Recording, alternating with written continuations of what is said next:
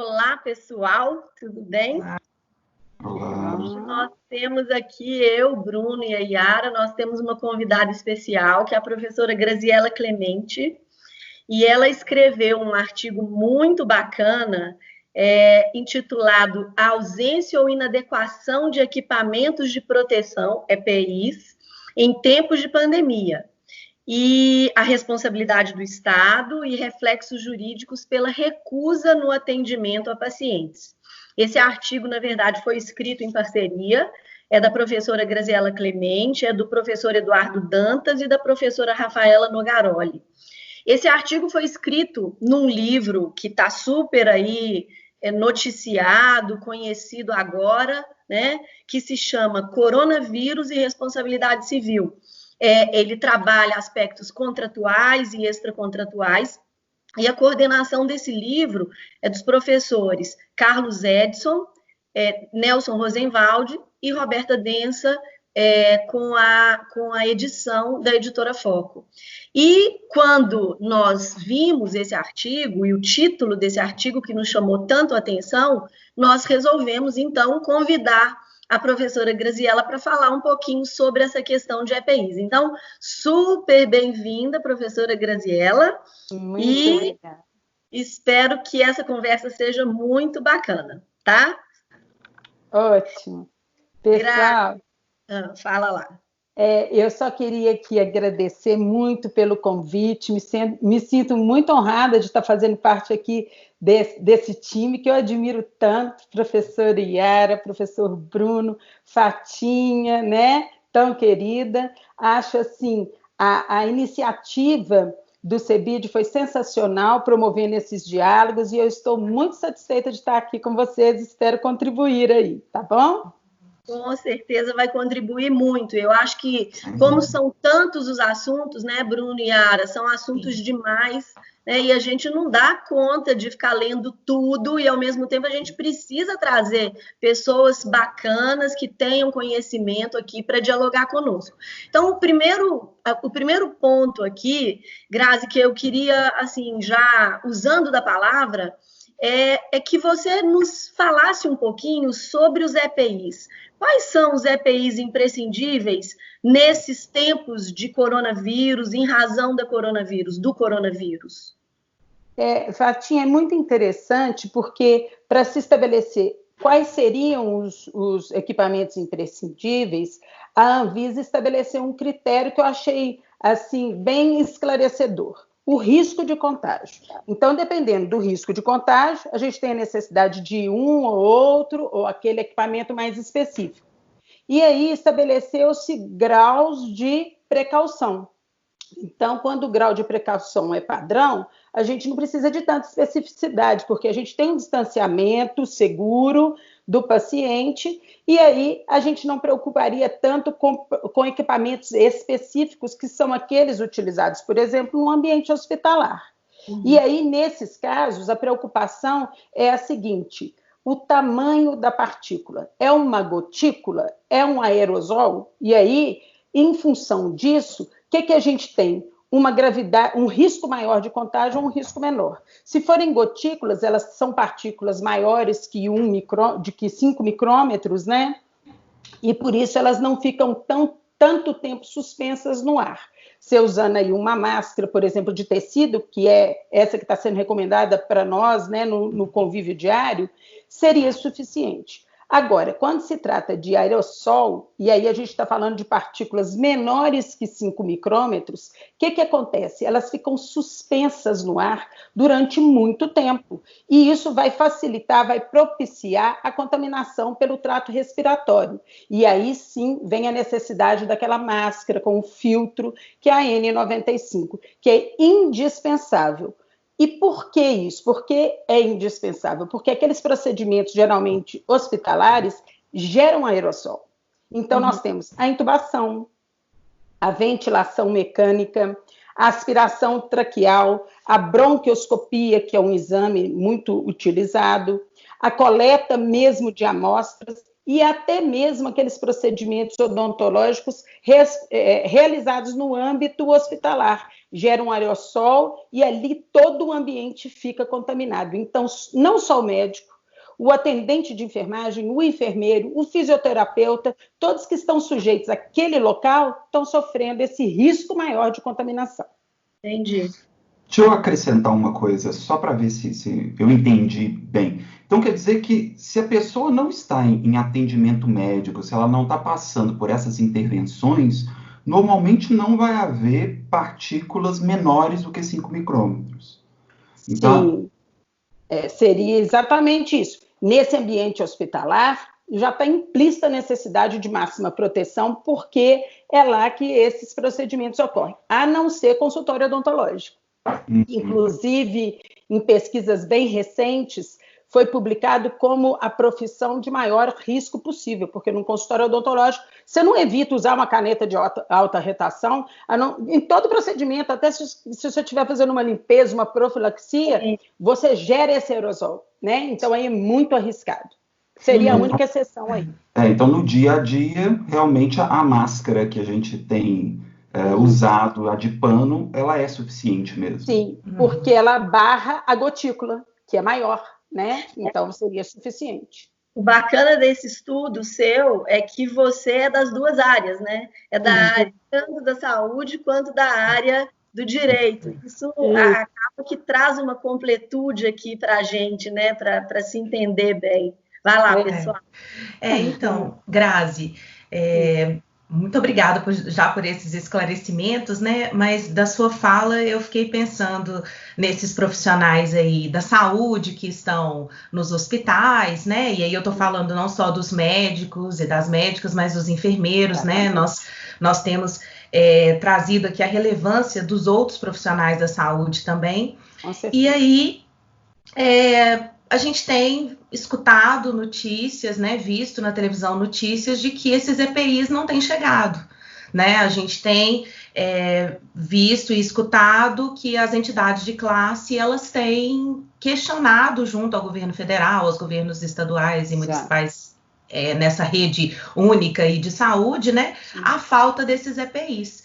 Então, a partir do seu texto também, né, vem a reflexão de os profissionais, eles podem deixar de atender, eles podem não atender um paciente porque eles não têm acesso ao EPI, que, como você disse aí na sua fala inicial, é imprescindível para a proteção própria, né? Sim, olha só, Yara, nós temos aqui duas situações. Uma que é a situação ordinária, então em situações comuns, né, onde a gente não tem essa necessidade aí excepcional de proteção, existe a responsabilidade, sim, a responsabilização do profissional quando ele deixa de prestar essa assistência.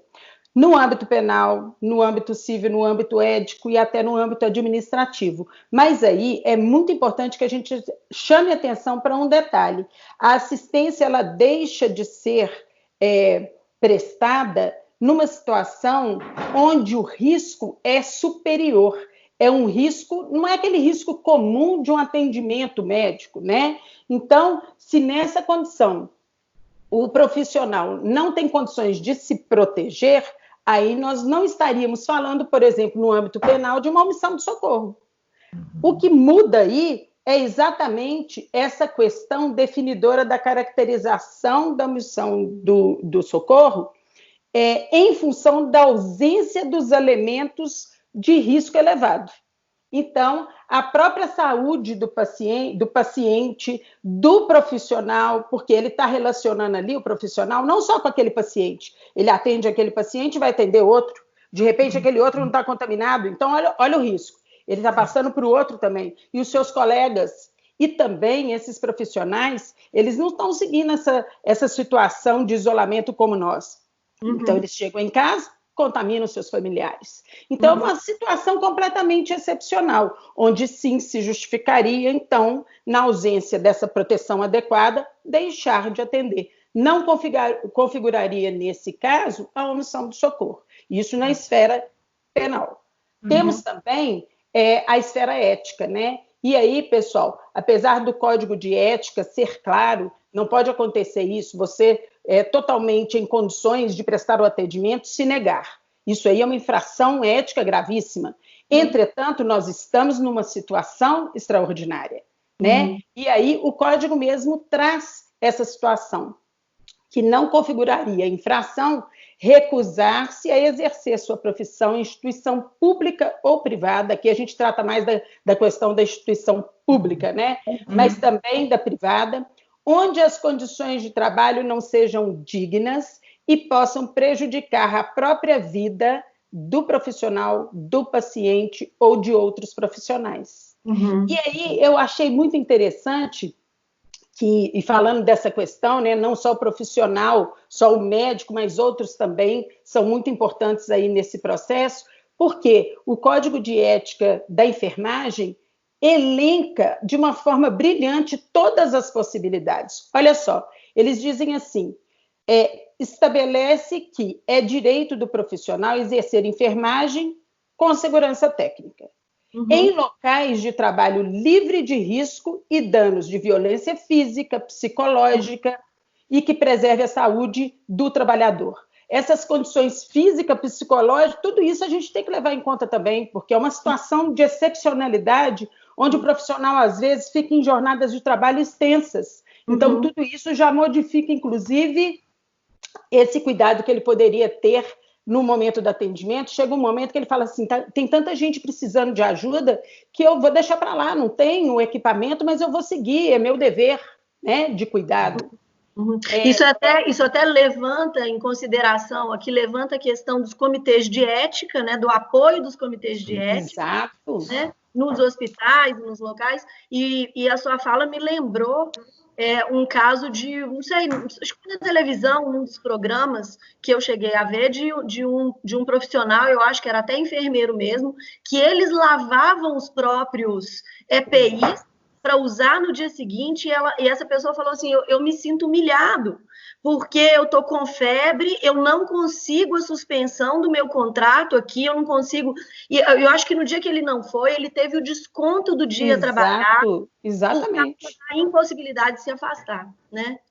E é até interessante, seguindo aí seu raciocínio, Fatinha, que é o seguinte, muitas vezes o questionamento que é feito para esses profissionais é o seguinte, você sabia que estava correndo um risco maior, por que você atendeu então? Mas ali o profissional está atendendo no estado de necessidade, é um cumprimento de um dever legal, ele não está tendo liberdade para definir, vou atender, não vou atender, é o caos instalado. E ele faz o melhor possível. E muitas vezes isso aí não justifica para ele a atitude que ele teve, que é inclusive muito nobre, não é verdade? Então, eu achei interessante, porque num dos artigos do Código da Enfermagem, inclusive, fala-se assim, proíbe-se executar atividades que não ofereçam segurança ao profissional, à pessoa, à família e à coletividade. Então, eles são até mais precisos do que no Código de Ética Médica, né? Dizendo que é uma complexidade realmente, né? Essa situação. Agora, no âmbito civil, a gente sabe que existe lá no artigo 186 a responsabilização se não prestar esse atendimento e se houver danos materiais e morais.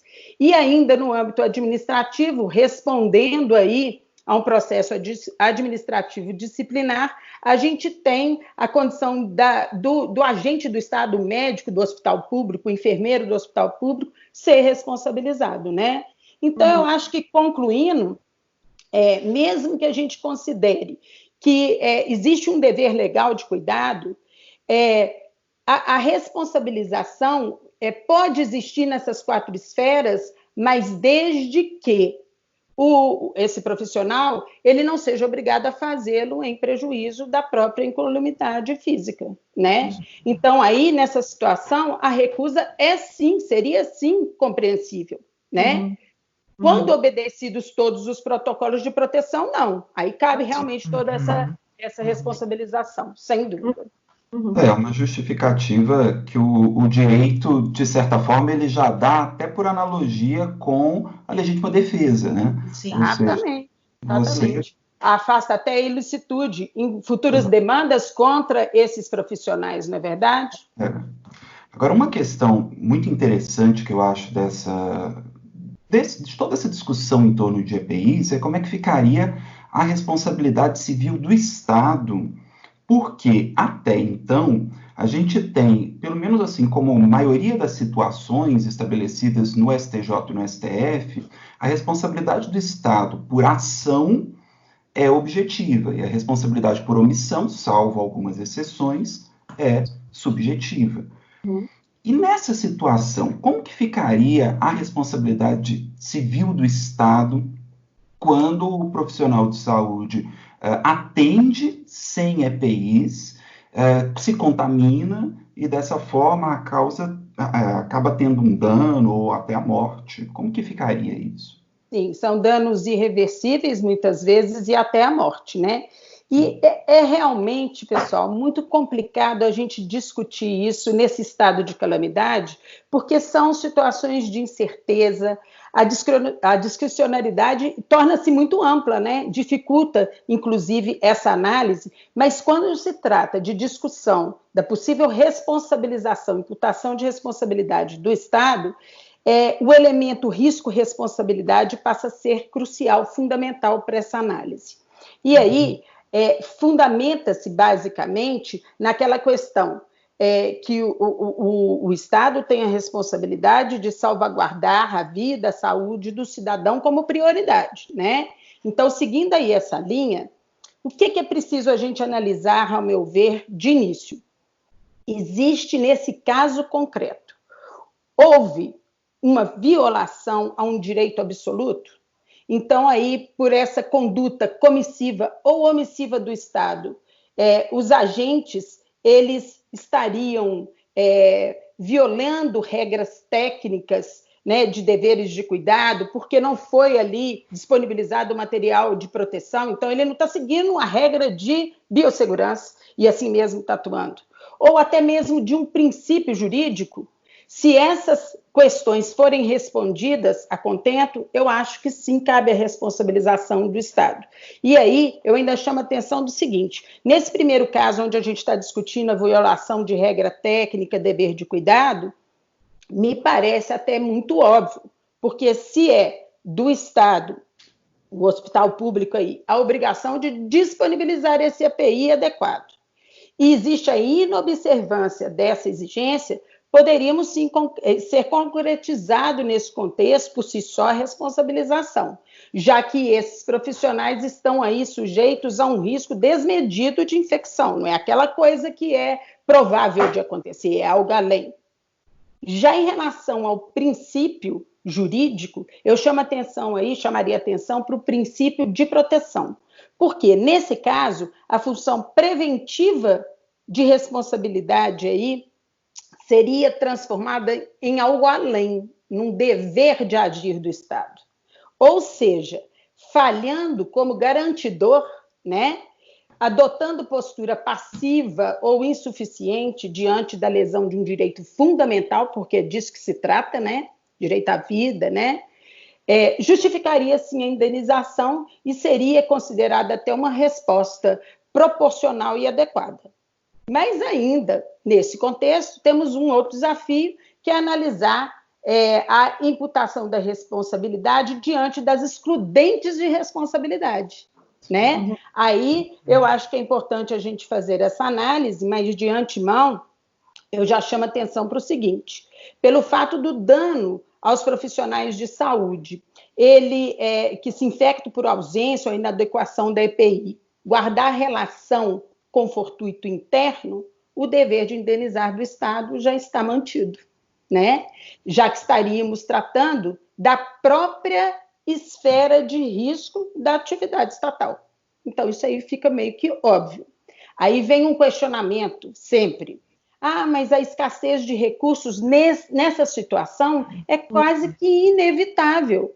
Entretanto, pessoal, eu penso o seguinte, a gente tem acompanhado isso aí desde janeiro, como foi a evolução de todo esse processo na China, depois na Itália, na Espanha, agora nos Estados Unidos. Ou seja, é possível prever o que está por vir?